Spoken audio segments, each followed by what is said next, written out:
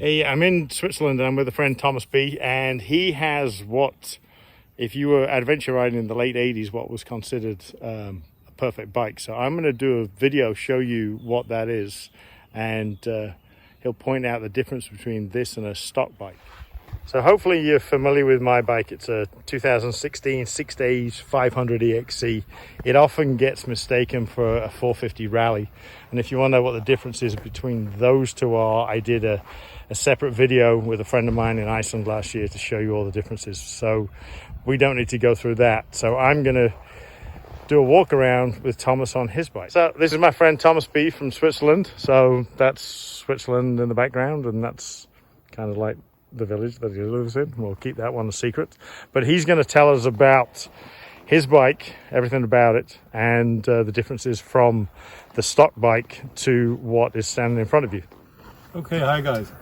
This bike I owned for 38 years. I bought it 84 as a new stock R80GS, and after standing in the desert with a broken frame, I was working at BMW in that time, and I met a young lady named Jutta Kleinschmidt who was doing her first Dakar in that year on a bike, and she brought me to the guys HPN who built the rally bikes for BMW, and you could actually buy the parts from them. So I bought a strengthened frame, I bought a swing arm that is 10 centimeters longer and has a second arm on it, and I bought the rear wheel and the tank.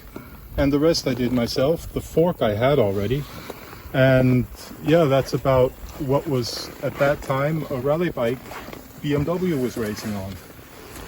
I did up to now around 260,000 with it.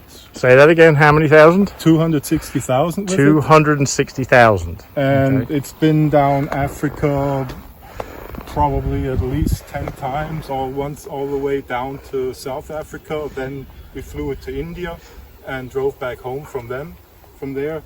So it's been a pretty reliable bike. So we just turn the bike around and we'll continue.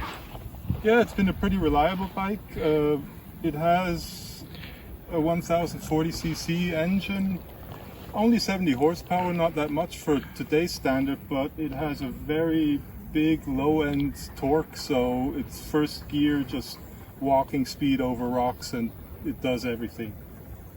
Changed the front brake. It's a bigger 320 brake disc, and the caliper is actually from a 1200GS, and I adapted the whole thing because the brakes were always a weak point on these bikes. Now it's just I can do a stoppie if I want to. It's really great. The exhaust is a standard BMW exhaust from a road bike. Just turned the silencers around and twisted them out so the twin swing arm fits through them. Rack is homemade. It's very sturdy. I used to carry 70 liters of fuel on it in the Sahara because we did some pretty remote stuff and needed a lot of fuel. And yeah, didn't have too many problems with it. Still running. Last thing I did, big thing I did, was go to Iceland with my wife on the back and did a lot of highland stuff, water crossings up to the crotch, and yeah, really good bike. If you want to go around the world vintage style, this would be a good bike to use, and a lot of these parts are still available, right? Yeah, they are. The engine, they stopped building that in '96, I think, but in Germany there's still a pretty big market for all sorts of parts, and you can basically still get everything. Some parts got pretty expensive because BMW doesn't make it anymore. They gave it to other people to make it, and of course the prices went up, but you can still get basically everything for it. Of course. Okay. So I hope that gives you a view of a completely different bike that you might, overland, around the world, dual sport. They're still widely available, and like Thomas says, parts are still reasonably easy to get. So yeah, a little bit different than a KTM 500 EXC, but it goes to a lot of the same places. So here's something on Thomas's BMW we forgot to show you. This is under the tank. Point to it, Thomas. Show what. Original BMW.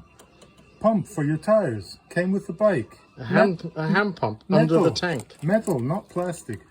How ingenious is that? Hey, Japan, Austria.